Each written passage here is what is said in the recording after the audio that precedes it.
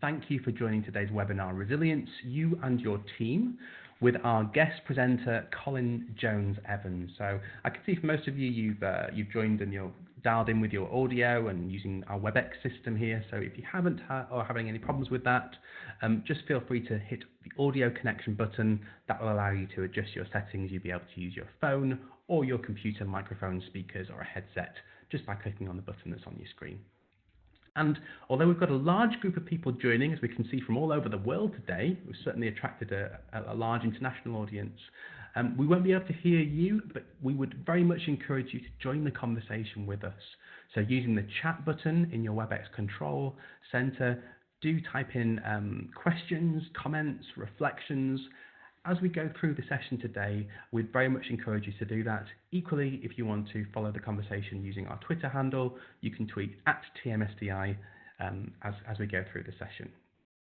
So looking at our speaker list today, I think most of you I do know, but for those of you who don't know me, my name is Mark. I'm going to be hosting today's session. I'm the Managing Director here at TMSDI, and I'm absolutely thrilled to be joined by Colin Jones-Evans from Virtua Coaching Development. Now, Colin has been working as a trainer, facilitator and coach for over 25 years in a variety of organisations and countries, including Brunei, Egypt, Germany, the UK and the US, and has been a practitioner of the team management profile as well as some of the other TMS tools since 2010, which seems like only yesterday, but yeah, that's 9 years ago, nearly 10 years ago. And more recently, Colin has trained as a cognitive behavioural hypnotherapist, particularly focusing on the areas of resilience and anxiety. And that's one of the things we're going to be picking up on today. So, first of all, welcome, Colin. Thank you very much indeed. Thank you. Appreciate it. Hello, everybody. So we're going to be looking at resilience today and how it might impact on you, what you might be able to learn and use. And also for those of you working with teams, either as managing a team or perhaps consulting or coaching a team, what sort of things you might be able to help them with and bring to bear. So perhaps we'll move on and just talk you through what we're going to be covering. So the main topics today, first of all, just a little look at the link between stress and resilience. And those of you who have already contributed through the chat box brought up some very valid points about how resilience helps. Then we'll take a look at why is it that stress affects different people differently. We'll explore that some more. I won't go into it now. We'll take a look at the qualities that people have who are more resilient, and then also how we might be able to learn those things, because they're not just a fixed point. It is teachable and learnable. So we'll particularly look at how you might build resilience personally, and what sort of things that you can do in teams to encourage it. And then lastly, we'll finish off with looking at some exercises that you can do within teams and some practices personally. And what I'd like to do is also finish off with a short sort of meditative practice that will give you a chance to, use something that might be quite useful to stay with you. And that'll be about 3 minutes at the end. For those of you who might be driving or using heavy machinery, I suggest not following that at the time, but maybe listening to it later. But I'm sure very few of you are likely to be driving other than your desk. Let's hope not. Thank you. And we know we've got an hour for today's session. We will be on the line afterwards for any outstanding questions, comments, reflections. So if those of you want to stick around for any questions you'd like to ask of Colin or myself, please do so. We will be here to take those after the hour's up. Yeah, I'm looking forward to hearing those.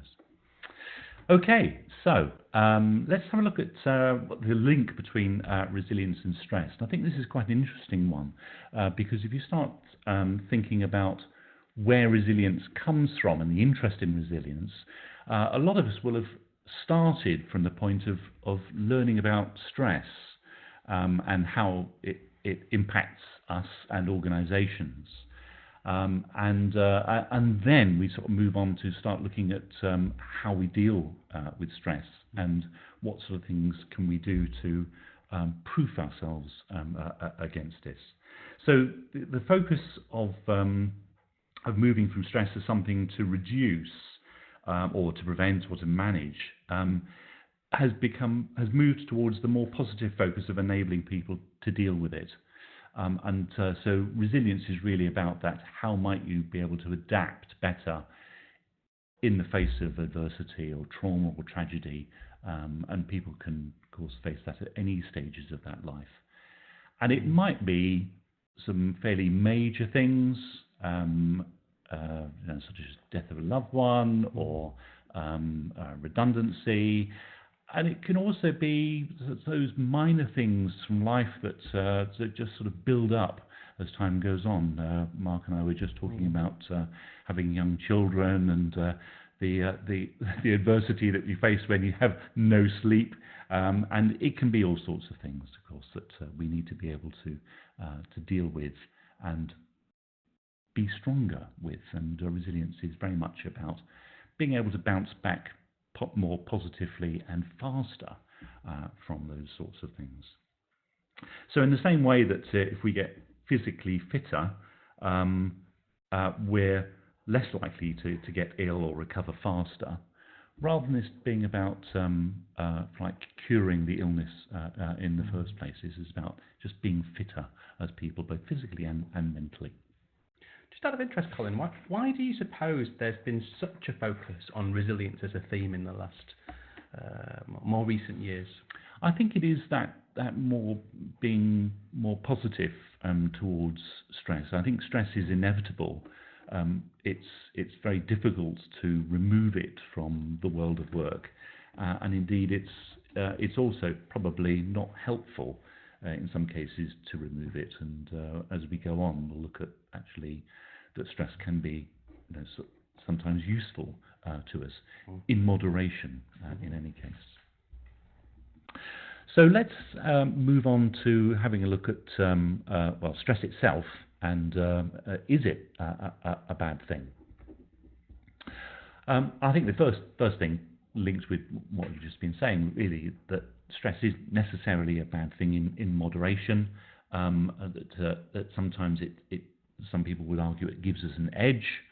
And indeed, if you spend all of your life trying to avoid stress, you become very limited in what you can do, the sorts of things that you might take on. And a lot of us need challenges to feel as though we're having a full life. But those challenges can be stressful, and the focus might be more helpful to be on how do I manage my stress during that challenge, so I can still function well and be resourceful, rather than just freezing up and avoiding the challenge in the first place. However, if we get overstressed, and particularly chronic stress, we know from research that long-term chronic stress can affect our physical health, in terms of our heart, effects on our hearts. It can reduce our ability to deal with illnesses, and of course it has a bad effect on our mental health, and in particular depression, anxiety. And we also have found out that long-term, people with chronic stress are more likely to get dementia than those who don't have chronic stress. And part of the reason why we see that is that, particularly in terms of mental health, long-term stress does actually change our neurology, and scans will show that people who are experiencing long-term stress, the size of their amygdala actually increases, and this is the old part of the brain, the lizard brain, if you like, which increases our flight or fight response. So people are much more likely to fly off the handle and not deal with situations well, because their brain is starting to constantly look out for threats. and of course, nowadays we're no longer looking out for saber-toothed tigers, but things start looking like a threat that actually aren't, and so it affects our cognitive ability to handle situations. We also see that whilst the amygdala is increasing, the hippocampus, which is the executive part of the brain, starts reducing, and that means that we get impaired memory function. We're less able to regulate our emotions, so we get over-emotional, and it's harder to learn. And I think probably a lot of us will have experienced that sort of blind panic, if you like, of having to do a high-profile presentation or something, and all of a sudden we start completely blanking out, forgetting things, and getting that sense of brain fog and lack of concentration. But of course, that could become permanent if we're experiencing long-term chronic stress. I don't know how many of you listeners are thinking this and working your way through this list and thinking, gosh, that sounds like me. But we have had a comment here from James who's just said, I have all of those things. Not now, I hope, James. Hopefully not. Well, hang on for the end of the show, if you like, and perhaps we can help you with a meditation. And in terms of the reduced memory side of things, we are recording today's session, so you will be able to listen back to this at some stage if you feel there's anything you might have missed. Yes. So stress is bad for us, but that's not the whole story, because we don't all respond in the same way to those stressful events, and that's the interesting things where some individual differences start coming out. And let's look at why that might be the case. So why are some people stressed and not others? Sometimes you might see two people being given the same opportunity, and for one person it's a great opportunity and they relish it, and for the other person it sends them into a blind panic. And the reason for that is that really stress is a function of our perception. And of course it could be real or imagined as an event. So imagining an event can cause exactly the same stress response as a real-life event. And sometimes even memories of events can cause that same stress response. You might well have woken up from a dream at some point in a sweat, remembering what something was like. And the things that might influence whether somebody perceives it positively or negatively. First of all, it's how much control you have over the cause of an event. So one person who actually makes a decision to do something would find it much easier to deal with, and indeed would see it as a positive event. Someone, and it gives them a sense of empowerment or an internal locus of control, you might call it. Whereas somebody who it's imposed on them is much more likely to feel stress. And we've seen that very recently with Andy Murray, who's where it's been, had he decided to retire, I think we probably would all think that he would have seen it as much more positive rather than being forced by the pain of his hip injury. Now, the other thing, of course, is our thinking style, and that's where we might start seeing some links with team management profile, but also more broadly, how do we perceive things, and sometimes errors in our thinking. So how likely we think an event is going to be, particularly negative events, is going to affect it. And we do know from research that people with anxiety often perceive or misjudge the likelihood of an event, and also misjudge how bad the outcome will be. And the combination of those two is often termed catastrophizing, where someone says, I'm not going to be able to deal with it, I'm definitely going to get fired, and it's going to be awful, and I'll lose the house, and it all starts snowballing. And the last thing is whether somebody actually believes that they have the ability to cope. They're aware of the resources that they've got support from other people, whereas somebody else might think, there's no way I can handle this. And so we start seeing some big differences in how people might approach it. We just had a couple of comments here, Colin. So from Janet says, it's interesting, isn't it, how different people perceive events, and she's found some of the TMS profiles helpful for this and flagging it. We will cover some of this later on. Thank you, Janet. But yeah, that idea of using a psychometric or any kind of diagnostic to try and measure, talk about, conceive somebody's perception.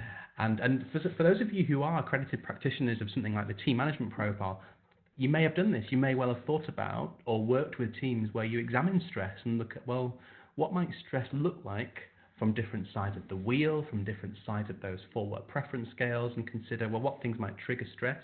How might an event or a situation or even a person be perceived as stressful from different points of view of preference? Yes. And indeed, we'll go on to look at some of the things that you might be able to do when you're working with people, perhaps coaching questions that you might ask to help them start really evaluating the accuracy of their perception, so that they can more easily deal with situations. Just another comment here from Joe. Joe's just commented that worry and anxiety ahead of time can be so debilitating. And on that point, I think time before the event is also going to affect whether someone sees something as a threat or just not worried about it. And if you think about young people and smoking, if you said to somebody, if you smoke a cigarette today, then you've got a 50-50 chance of survival tomorrow, that would make a big difference to whether they're likely to smoke. But of course, the actual dangers they perceive as so distant in the future that it becomes negligible, the risk. And the last thing that you might see is whether someone's got the resources available, either in terms of their own skills to handle a situation or support from others to either talk it through or to get help from those. There's a question just coming here from Diana, Colin. She's asking, perhaps different cultures tend to face uncertainty differently. Yes, and that sort of element of ambiguity that people deal with, and of course we see that in the TMP as well, as to people with a sort of high need for structure would probably find things more stressful than someone who is much more flexible in their approach. And so actually we'll touch on stressors and how we might be able to help people at work later on. Thanks, Diana. So let's have a look at some of those responses to stress. And of course, this also might be sort of early indicators of stress. And of course, sometimes our responses to stress actually, ironically, can often make things worse. So the first one that you might notice either in yourself or in other people is that sort of shutting down, either mentally shutting down from something and just not thinking about it, or not thinking about anything very much, or emotional shutting down, or physical shutting down in terms of detachment. So taking yourself away from the situation, or denial. Those of us who know the Elizabeth Kubler-Ross curve, that one of the very first things that we can experience to trauma is denial, and thinking, oh, it'll never happen to me, or I don't get involved. And perhaps it might come out in not preparing for something, or leaving things to the last minute, because we spend time on detaching ourselves. Another thing that you might get is substance abuse or variations of that. It could be drinking too much, it could be starting to take drugs, it could be other soothing mechanisms that people have which are negative and not helpful, either for the health of the individual or for their ability to actually respond to the stress. Drinking is certainly one that very rarely helps, unless in moderation. Funny enough, I worked with a film producer a while back, and she was just helping me make a short video, and her tip was always to give someone half a glass of wine beforehand, because they just felt just relaxed enough, but not too relaxed, if you like. And that substance abuse is one thing where you've got to get the balance right. But you will be aware if it's impairing your function. And presumably it depends on the size of the glass. Absolutely. You're working with. Yes, not a bucket. Yes. So another thing, of course, getting angry. It may come if you have a perceived slight or an anticipated threat, or perhaps a violation of your rights. And we'll come back to looking at that when we come to sort of looking at beliefs and how they can affect our perception of events. Other things, self-sabotage. Sometimes it gives the individual the illusion of being right in their belief. They might make things happen through their negative behaviour. So, for example, they might not know how to say no to a manager's request. So they drag their feet, screw things up, until the manager gives that job to somebody else. So they sort of get what they want, but also get what they fear, if you like. Of course, anxiety is a big thing that comes from stress. In small doses, it can be quite helpful because anxiety makes us take action. But when we have too much anxiety, we start losing the ability to function well. And of course, it also then may lead to avoidance, which brings us back to detachment. And sometimes avoidance starts with displacement, and sort of one of your early warning signals is probably doing other things that you shouldn't be doing. And I must admit, when I was preparing for this presentation, my wife was very grateful because I started rehanging the door on the laundry room. So it can have some positive aspects, but probably wasn't the thing to be doing at the time. Some of you may be thinking, well, honestly, he should know better. Or some of you may be thinking, gosh, he's got a laundry room. And the last thing, of course, is depression, which is said by a lot of people to be the worst of all of the dysfunctions. So if you might notice someone's got no energy, and they often can't seek help in that time. Things can get quite desperate. Because it impacts on so many aspects of their life and their relationships. So I've got a question here just in from James Collins. So I think this is James who's in the process of setting up a business from earlier on. Yes. He's just asked, is it fair to say that recalled experiences can also influence stress? For example, someone who's experienced certain situations might trigger much more quickly when they perceive something that's similar developing again. Absolutely, and it starts from childhood. So we know that physically, children who are born with low birth weights, their cognitive development is affected. But if they're born into families who have broken families or parents who are drug users, it affects their resilience, and your very early traumatic events may be re-stimulating, and it may remind you of things. And of course, if you didn't handle it very well in the first place, that will affect your beliefs in your ability and your self-efficacy. And so you might find that when something happens that reminds you of that previous event, you get into the same sort of loop, if you like, as to the way that you handle it or don't handle it in this case. So sometimes going back and just re-examining those situations and retesting and challenging your own beliefs can be important. We'll come on and have a look at that a little bit later as well. So if that's our response to stress and how some people can respond differently to that, let's have a look at how we might be able to build resilience. And I think, first of all, research tends to suggest that there are about 7 abilities that people with stronger resilience tend to have. And the first one of emotional regulation is that ability to control emotions, but not to suppress them entirely. So to be able to express them to others, but not be governed by them, if you like. Secondly, that of impulse control, to be able to control your behavioural impulses, like, for example, blurting out inappropriately at meetings or drinking too much.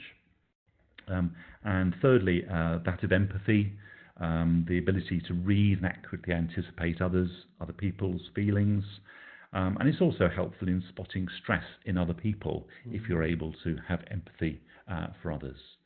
And those first three, those of you who know something about emotional intelligence will realise that those are very strongly associated with emotional intelligence. And we also know that people with higher EQ and indeed IQ tend to be more resilient than others. Fourthly, that of optimism, and that's optimism to a certain extent. We know that people who have a more optimistic outlook tend to be more resilient than people with a pessimistic outlook. But over-optimism can also affect our resilience negatively.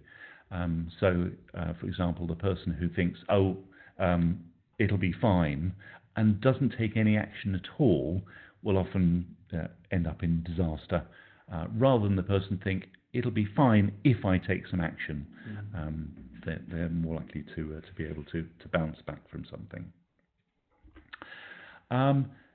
Fifthly, the ability to actually understand what has happened.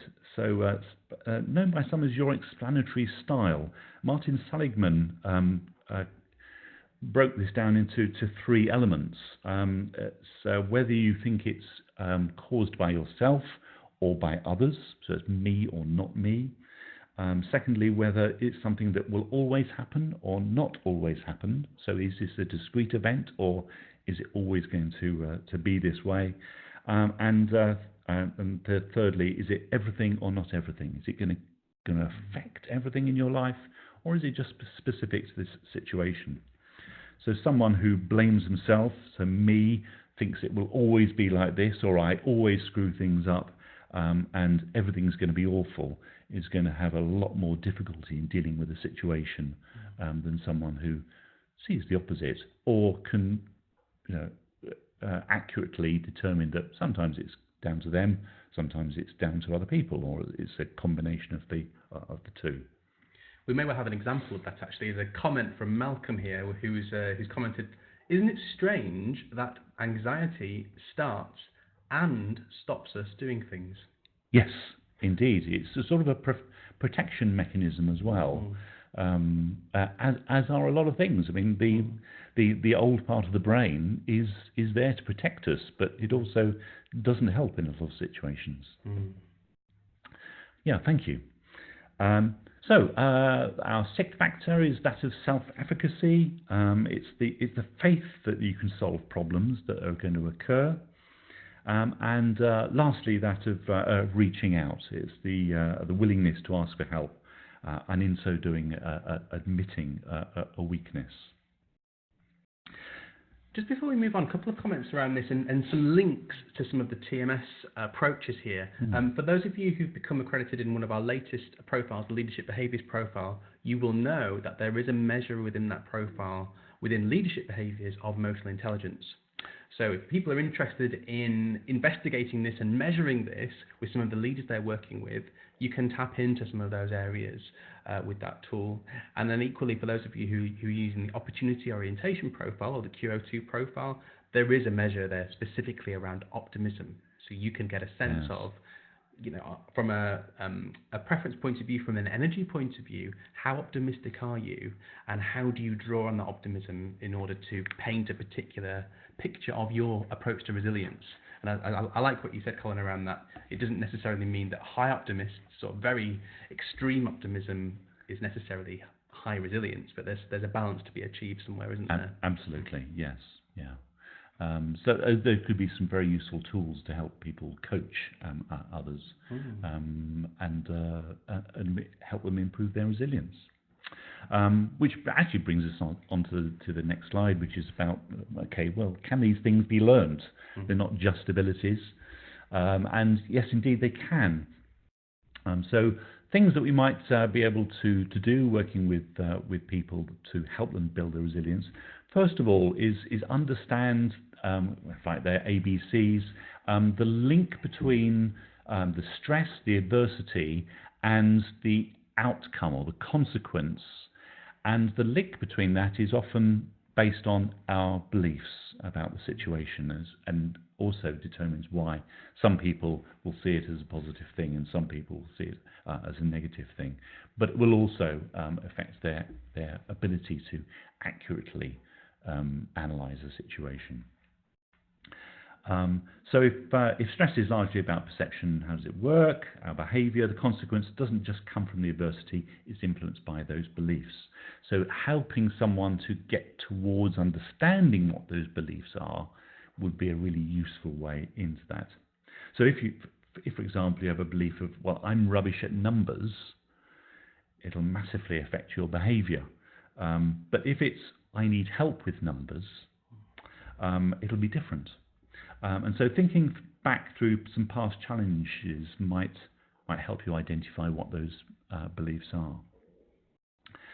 And then understanding, if you like, what your icebergs are, the sort of the real core beliefs, the strongest ones, might also be helpful. And icebergs are those core beliefs that are so deeply held, or probably for a long time, that our reaction to a situation may be shockingly over the top. I mean, a bit out of proportion with what's been going on.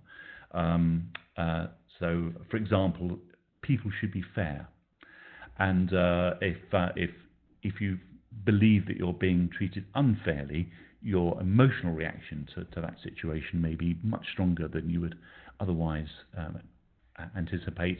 You might be shocked yourself by how you're reacting, as would other people. And of course, as we know, sometimes when we react in a certain way, it exacerbates the problem rather than improving it. And just from a coaching stroke therapy perspective, I know that we're talking about two very different arenas there, but if you were trying to get a client into this space of detecting icebergs, their underlying core beliefs, are there any particular questioning approaches or systems that you might use in order to get into that area within a conversation? Well, I think you'd need to be asking questions around specific instances. If I'm working with a client, then it would often be the thing that they are coming to me to talk about. But they might well find other examples of that. And the gentleman who asked the question earlier about early experiences and whether they might affect how we behave later, you might go back and talk about those. Although, having said that, CBT is much more about the here and now and what our beliefs currently are, rather than going back and thinking about the past. Our third aspect is really sort of being able to challenge those beliefs and to say, well, is that really true? And are you rubbish at numbers? Can you think of some examples where you have been able to figure something out? I notice you do your accounts every year. So does that really ring true that you are rubbish at numbers? And so on and so forth. So core beliefs are often not very accurate, but they may be something that was drummed into us in our childhood. But sometimes they're also quite hidden. We're not aware of them until someone crosses them, and then it suddenly pops up. And I think that was discussed a couple of sessions ago by Jan and Emma as well. Yes, Emma looked at this. Emma Collar, that's right, yes. Talking about really how our thinking can be affected by our underlying beliefs. Being able to put it in perspective and avoid that catastrophizing is really important, and getting people to more accurately determine the likelihood of something. So testing questions, which is, what is the likelihood really of this happening? what's the worst that could happen, what's the likelihood of that, that worst possible event, and what's more likely, and to start getting somebody thinking more accurately about real probability, and are they over-worrying about something, and over-worrying and catastrophizing can be so debilitating for people and makes them freeze. I came across a technique through a podcaster called Tim Ferriss a little while ago. He's a big advocate of Stoicism and practicing Stoic philosophy, and his approach to this is quite extreme, where he takes the thing that he's most scared of, where it could be, I don't know, losing half of his revenue or whatever that might be, and physically lives it. So he practices poverty. So for a week, every now and again, for an entire week, he'll dress in the most basic of clothes. He'll only eat the most basic of foods, and in sort of very rare circumstances, so that he can put himself in that space and review with himself. Actually, this wasn't anywhere near as bad as I thought it was going to be. Yes. It's interesting that I think the Stoics' teaching underpins a lot of current thinking about resilience. So a couple of thousand years ago, the ancient Stoics were doing the things which actually can really help for us. So regarding a possible negative event as actually an opportunity, and just thinking, well, I can live through this, and I may get something from this, rather than let's avoid this at all costs. And I know I am massively oversimplifying the Stoics' teaching, but some quite interesting ideas there. Of course, calming and focusing is there's a huge movement behind that, in terms of being able to manage stress with forms of meditation, but just being able to find the thing that calms you, and it will be different for different people. We'll take a little look at the sorts of things that might be able to help. But what's important is that you're able to think clearly, that you're not able to ruminate over the past or worry about the future. And that we know that reduces stress, but it also makes us more able to deal with issues if we are calm when we go into a situation. And lastly, taking care of yourself physically. Well, not lastly, actually, last but one, being able to take care of yourself physically. We also know, for example, that exercise is extremely good for combating stress and making people more resilient. And I'm a great protagonist of it. And I think some of the movements, for example, of that of park run at the moment, which are becoming incredibly popular. I've only recently discovered it myself. Me too. Okay. Can massively help people and give you focus and help you feel better about situations as well. And then lastly, just avoiding thinking traps, and I'd like to say some more about that, because I think that's also something that we can do with others as consultants or as team leaders, to really sort of challenge thinking and make sure that people aren't getting themselves into a bit of a funk, if you like. And before we go there into thinking traps, I've got a couple of comments here from our participants. So first of all, Jo said she likes the idea of the 12-step program thinking, and she said, I hope they've got this right, of this idea of one day at a time, and also the concept, just the mantra of this too shall pass. Yes. I think that's picking up on a few of those little development tips there. Thank you, Jo. Got a question here from Claire, or two questions actually. How important do you think certain mindsets are for resilience, such as self-acceptance, not taking oneself too seriously, and seeing mistakes as opportunities to learn? Yes. She's also asked, how important is purpose to build resilience? I think James also mentioned purpose. Yes, but we do mention that specifically later on. I think purpose is a hugely important aspect, so that we know why we're here. We know that having a strong sense of purpose makes people happier, generally more satisfied with their life. And provided we actually phrase that purpose in such a way that we're not going to be frustrated by things, then it can be really positive.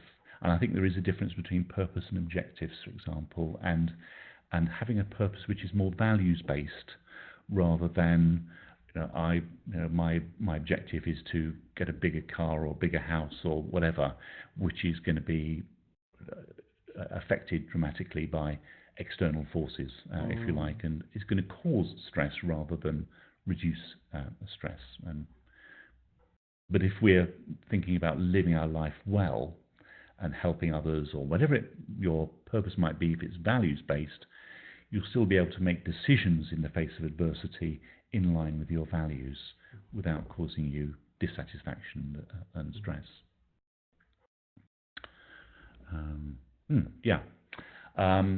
So we'll come back to some of those aspects. So thinking about the thinking traps. Let's just take a look at what some of those might be. And I think the first one is one which I know I've been guilty of, and I'm sure a lot of us have, which is jumping into conclusions. And it often happens when we have very little information.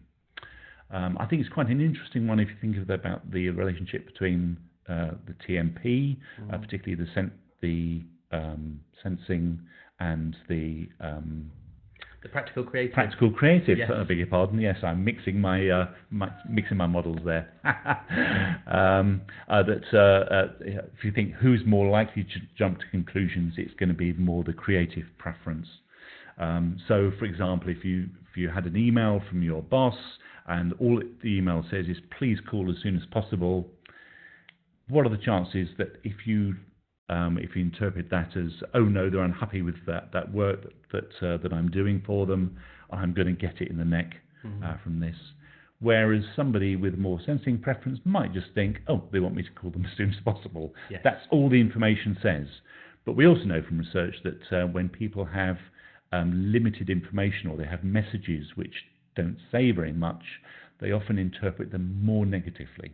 And just to counteract that, we know that practical creative spectrum, there are upsides as well. So that idea of inferred meaning has a quite high correlation with creativity in general and innovation. Yes. So that sometimes the jumping to conclusions works really well, and then sometimes it can work against you. Yes, and it depends very much on your outlook and your beliefs as well. If you don't think that you're very effective, or you're worried that you're going to be blamed and it's all your fault, then you're more likely to jump to that negative conclusion, which will cause you stress. So the second one is that of tunnel vision, where we don't notice all the information, and it may be negative or it may be positive. Of course, the tendency, if it's negative, is that it causes stress. So you might not notice the nods of agreement in the presentation. It's only the hard questions at the presentation, so you start worrying about people not being on board or disagreeing with you, and so it might affect your behaviour, and which again exacerbates the problem. Our third thinking trap is magnifying or minimising. It's the tendency to overblow the negatives and underplay the positives of a situation. Personalizing, we've touched on a few times. It's the tendency to blame yourself. It's the opposite of externalizing. So externalizing, the reverse, is everyone else's fault. And you can see that actually both are not helpful if that's all we do. Most situations are a combination of the both, or maybe one or maybe the other, but they're not always one, not always the other. Generalizing, the tendency to be too universal in our thinking, not think of a specific situation. It can combine with personalizing or externalizing. So, for example, I'm a useless manager, or he's lazy. So I'm a useless manager, it's generalizing combined with personalizing, all my fault, I'm useless. Whereas he's lazy is externalizing and generalizing. So, okay, he got that report in late, so he's lazy. It's unhelpful generalizing, and of course, again, affects the way we react to situations. Mind reading. Those of you who maybe have an NLP training will have come across this term. It's either believing you know how others are thinking, or maybe expecting other people to know what you're thinking. So you get home, you've had a long day, it's been really hard, been really challenging. All you want to do is unwind for half an hour, and you get cross because your nearest and dearest wants you to take the kids out or something. Why don't they know? They're not a mind reader. And so mind reading is not at all helpful, and it's a thinking trap. And the last one, cognitive fusion. This is one I sort of came across as I started doing my training for CBT. And it's an interesting one because what happens is that we get so bound up with our thoughts that the thoughts themselves cause stress.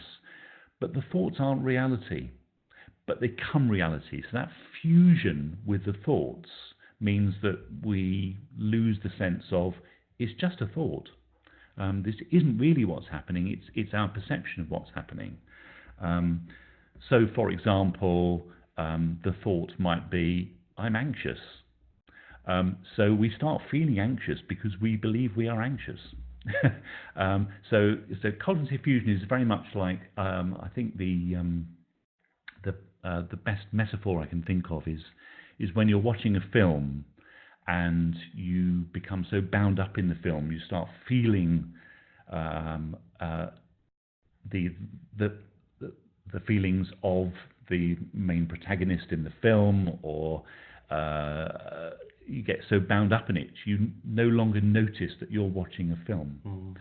Whereas the opposite of cognitive fusion is cognitive diffusion. You can see it as thoughts. You can see the situation as thoughts. So a film critic would watch the film from a very different perspective. They're thinking of the arc of the story, the camera work, the acting, the lines. They're able to break it down and see them all as elements. And that skill of just being able to remind yourself that these are just thoughts is very helpful. And CBT gives us a few techniques to help people stand back and just see the thoughts as thoughts. So repeating them, or giving them a silly voice, or putting them to music, I'm anxious, or whatever it might be, helps us to start just seeing them as thoughts. Or just sometimes just saying, thank you, brain, for reminding me about that, as if it's a generally helpful friend, but not always helpful. So I guess ideally it would be working in partnership with someone like yourself, Colin, that would really help to interrogate some of these. But you've just answered a question that came through from the group there, which was how could somebody avoid some of these traps without always diverting to an external coach or a therapist, and just making some time to reflect on this, and some lovely tips there around diffusing some of those thoughts. Yes, and just spotting things in yourself and challenging them, but also you need to take that time out in order to be able to do that, and being mindful can be a way of doing that. So let's look at how teams can build resilience. And I'm noticing the time, so we'll need to crack through. And of course, also not damage that resilience. I think first of all is to remind ourselves that stress or worry is normal. But equally, if you're a team leader or someone working with a team, is not to dismiss that worry or that stress. Not to ridicule it, or even say don't worry about it, because worry can be useful and is a natural part of it. But it might be helpful to look at, okay, well, what do we need to do as a result of that? Okay, right.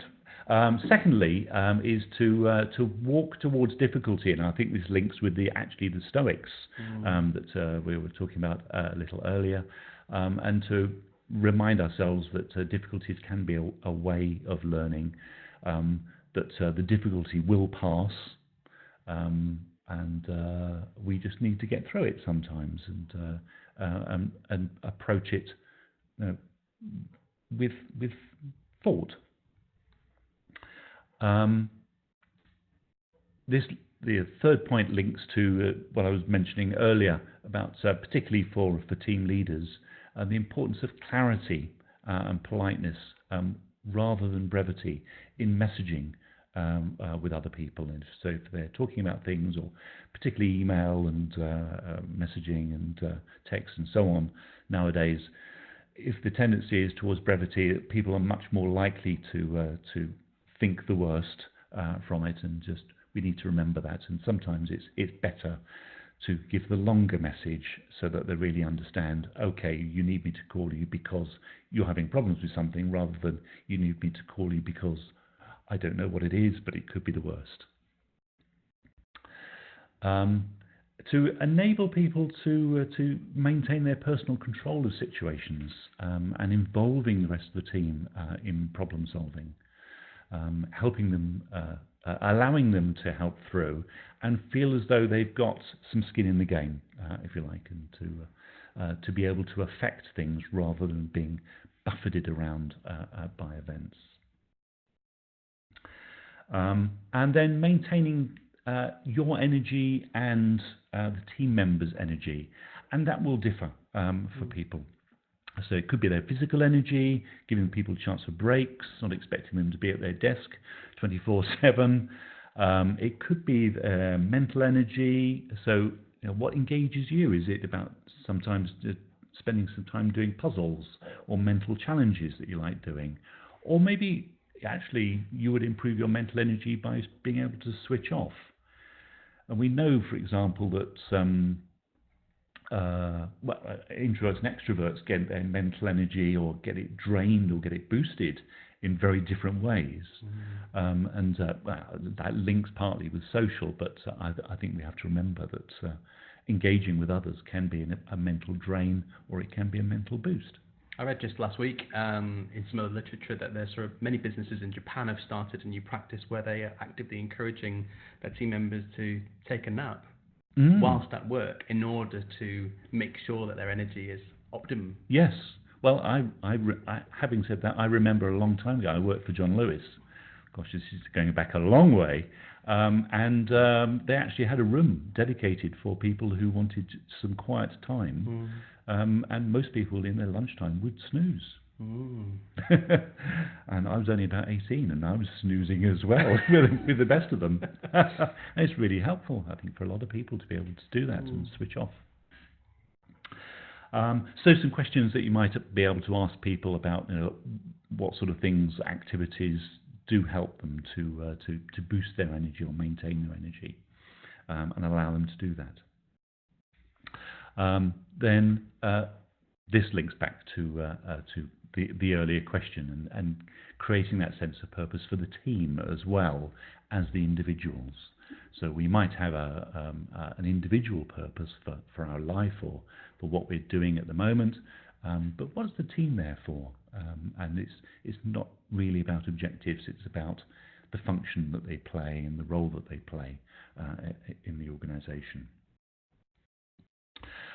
Looking out for signs of stress is really important. It gives you a chance to support somebody. So obviously withdrawal is harder to spot, and being able to read the signs, and that can be harder also for teams who are geographically remote to notice withdrawal. So if you're not hearing from people, it might be needed to pick that up and just probe it. People who are responding in unusual ways, it might be anger, it might be other things, and often people being off sick. And I know there's a lot of colds going around at the moment, but we do know that people who are under stress take longer to recover from illness than people who aren't. And lastly, I think it's also about modelling seeking help and fostering a culture of seeking help. So showing vulnerability rather than sort of acting strong is going to be much more helpful for your team. So some exercises and practices that you might use when you're working with teams. Really simple one. At the beginnings of meetings, just encouraging people to ask or to say, "How am I? How are you?" And you could do that as a whole team, or you could get people into pairs. But it's just encouraging people just to say where they are right now, and not to accept the response, "I'm fine." It's really to ask what's going on for you, and to encourage people to talk. And that's really a social norm, isn't it? That idea of there's a pattern, which is, "How are you doing? I'm fine, I'm great." Yes. Regardless of how you are actually doing, it becomes an almost automated response. I think sometimes you have to ask that question a few times before you get down to the real answer of, "How are you?" And for the person who's asking the question to be ready to listen Yes, to what comes back. you might need to establish this as a sort of a practice in meetings, and perhaps to explain also why we're doing that, in order to encourage people to do it. So some pairs work that you might do to discuss challenges that people have or indeed had. One to help them create perspective. So asking them questions about the likelihood of something happening, what's the impact going to be, what sort of resources might be available to them. Secondly, helping people with problem solving. Not everyone has problem solving skills, to think about the options that they've got and to choose what might be the best way forward. And just to understand what sort of support they might need and what you could offer them to help them. Something that we've already discussed is making sure that everyone understands where they might get their energy, and helping them find some sources or methods that work for them, and getting people to discuss their ABCs. So what are the things that trigger them, that get on their nerves? You can imagine this happening in a lot of sort of team building events where you're using TMP, actually asking the question, what gets on your nerves? What annoys you? What frustrates you? And you can start discussing those triggers and what happens as a result of that. But also, most importantly, is finding out and asking the questions about, okay, why do you think that happens? What's the belief there that's causing that? And then lastly, encouraging some mindfulness. It might be meditation mindfulness, where people who might use transcendental meditation repeat a word, or it might be sensory mindfulness, where you start examining an object.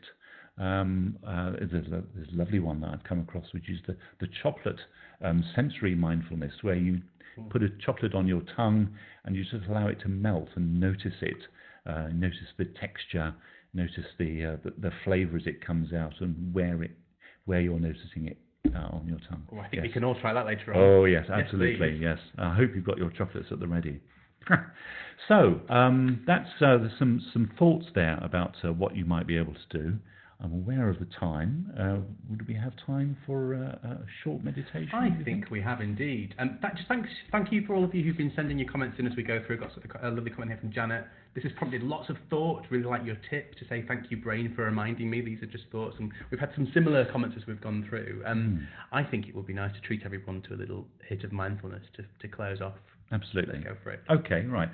Just before I do that, I'll just show my last slide, which is just some further reading that you might want to do. I particularly like the resilience factor, that first one on the list. It's by Karen Rivich and Andrew Chattet. And you'll notice at the bottom I've included parkrun.com. For if you haven't come across it, it's a 5K run, walk, stumble every week, usually on a Saturday or a Sunday, and it's run in parks all around the country and indeed all around the world. It's now become an international phenomenon, and I think a really positive force for good. They're free, they're open to everybody, and you can register. You'll get a time, you can see your time improving, but more than anything else, it's a chance to get out, be in the outdoors, and be with other people as well. So it's quite a social event. Okay, so if you're ready, we'll do a short meditation. And this is particularly helpful for just avoiding thoughts going round and round in your head, and that sort of situation where we just find ourselves constantly going over the same thinking. If for those of you who are able to do so, just make yourself comfortable, sitting on your chair, put your feet flat on the floor, perhaps rest your hands on your thighs, either palms up or palms down, and just rest back in the chair. Just make yourself comfortable. So first of all, just let your eyes close and just focus on your breathing. Just noticing the breathing as you breathe out. Pause for a while and breathe in. And just notice the regularity of the breathing, focusing on the out-breath more than the in-breath. And as you take in the air, just allowing it to help your body to relax. And as that relaxation just steadily increases, just imagine yourself by the side of a stream or river. It might be a day where you feel a gentle sun and warmth on your back. You might notice a gentle breeze in the trees, just moving things gently. And now focus on the water moving past you. Notice the stream, notice the ripples in the water. And as you notice that, you may also notice other things. It could be sounds around you. It could be thoughts in your head coming in about, why am I doing this? Or I've got to move on to something, I've got a meeting coming up. Or it might be that you notice something in your body. It might be you've got an injury or something, or an itch. But they're all thoughts just going through your mind. And as each of those thoughts comes into your mind, just notice it as the thought. And imagine taking that thought and putting it onto a leaf. And then putting the leaf onto the water and letting it flow down the stream. And just let it go. And as that constant stream of thoughts and ideas, things that you're noticing, comes into your mind, as each one comes into your mind, again, put it on the leaf and let it flow down the stream and away.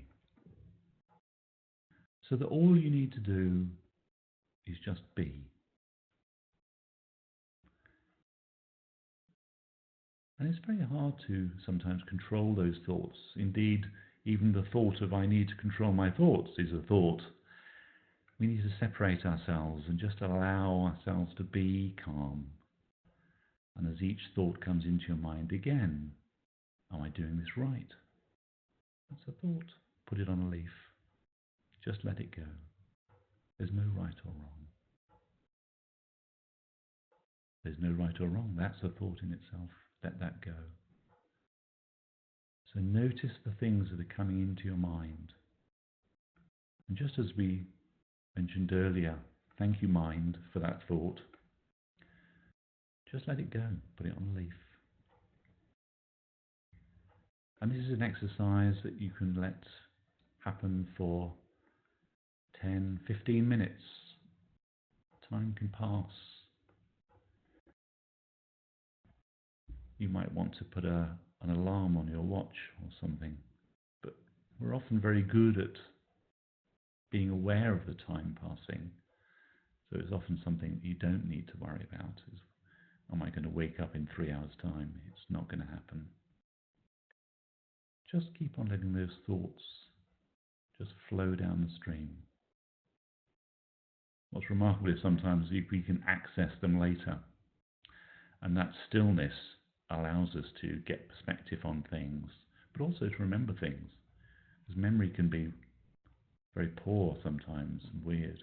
And it's only when we empty our mind that we start remembering things, they pop up. But for now, just put them on the leaf. You'll be able to remember them later.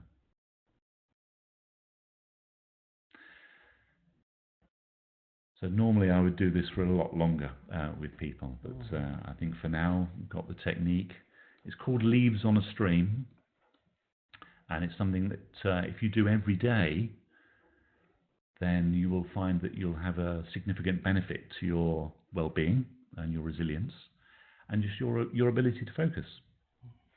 But other meditation systems are also available. Thank you so much, Colin. Wow, what a treat. I'm going to leave Colin to just a couple of minutes here to sip from the half a glass of wine that he's brought with him into the session. I'm aware that we're a little over our time, but we're happy to stick around. If anyone has any particular questions, comments for myself or for Colin, feel free to just type them into the chat box there as you bring yourself out of that meditation. As you're typing, a few announcements from the team here at TMSDI and a couple of things that you might want to have a look at. So for those of you who are subscribed, our newsletter has an article in it that's all about resilience, and particularly the work that a business is doing over in Jersey with the fire service, the Resilience Development Company. Highly recommend looking into that particular case study and the work that they've been doing there. They've been drawing on themes from a few of the TMS profiles, including the opportunity orientation profile, which is that link to optimism we looked at earlier on. But as you know, as practitioners, there's a full suite of tools here that are worth accessing. And if you're interested in any of them, just fill in the survey at the end and we can contact you and get in touch around that. There's a whole range of events that are coming up too, around webinars. We've got accreditation programs that are happening over the next couple of weeks. So if you're brand new to TMS, you'd like to know a bit more about perhaps the team management profile, we've got a discovery webinar running later this week on the profile itself, and also the leadership behaviours profile, which is that link to emotional intelligence we were talking about earlier, plus accreditation programs throughout the month, both in person and via webinar. Now, if you enjoyed today's session and you'd like a whole day of this type of learning in CPD, you'll love our network forum, which is coming up in March in London. It's a full day's worth of learning, new ideas, new connections, hosted in central London by our team. We've got 4 speakers plus a special guest speaker coming in talking about using the TMS profiles from a range of approaches. And of course, Colin is an alumni of that event as well, having spoken at that event before. Equally, if you find yourself in Finland or Oslo, we're running some mini discovery events. There's one taking place next week over in Helsinki. You can let us know about if you're interested in joining us there in the survey afterwards. And there's one taking place in Oslo later on next month. Gosh, we've had some comments here coming in. So thank you so much. Very relevant. It's from Michael. James, we have awesome guys, many thanks for the invitation. From Claire, great webinar, Colin and Mark, thank you for all the insights, especially the thinking traps, really well facilitated. I've taken lots of notes, thank you, that's often a good sign. And from Susan, thank you Colin, really interesting and thought-provoking session. From Lisa, thank you so much. I have to run now, not in a park-run way, but got to do some work. And also from Michelle, thank you very much, great discussion. There was one question that came in actually, which was worth looking at, so from Diana. Diana's question was, do men and women deal with stress differently? I think in general, yes, but of course it is very much an in general, and I think Diana actually says, is it more likely that women will talk about their stress? And I think that's probably true. They will seek more support and talk about their emotions, or they're better at doing that than men. But of course it is very individual, and I think probably it's not that helpful to think about doing something for men and doing something for women and having 2 different events. It's more about how do you personally deal with stress. But thank you for the question. I think it's interesting sometimes just to think, are there differences about generally how people deal with stress? Yeah, certainly it seems that from what we've been talking about, the experience of stress and also the typical techniques for managing it and handling it might differ slightly between the genders. Thank you. Yeah. So Colin, just as we start to close off here, I have a few more messages of thanks coming in here from Vicky. Great session, very informative, thank you. And from Gulmira, thank you, great information, and enjoy the connection to the team management profile. That's great. A few people asking about copies of the slides. We will make these available afterwards. If people are interested, just let us know in the format, and also the recording will be available later this week too. Just out of interest, Colin, if people want to find out more about what you do and who you are and what you offer to the world and through your consultancy practice, where can they find you? Well, I'd be delighted to hear from people. We've got a website for my consulting practice, which is Virtua Co UK. My hypnotherapy and CBT practice is a rather long address. The Hypnotherapy Practice Edinburgh, which is where I'm based. But my email address there is at the top, CJ at Virtua. So I'm very happy to hear from anybody about anything. Really enjoyed the questions today from people, and I'm delighted to have so many people attending as well. Thank you. Thank you, Colin. I think all that remains is for me to say a big thank you to you for your time, for your tips, for sharing so much of your story and your experience within working with this area. Thank you all to everyone who's joined us today and given up your time to share, your experiences of resilience and your top tips too. I hope you found it useful, and we look forward to hearing from you afterwards. So thank you for joining us, and enjoy the rest of your day. We'll be in touch soon. Take care. Thank you, everyone.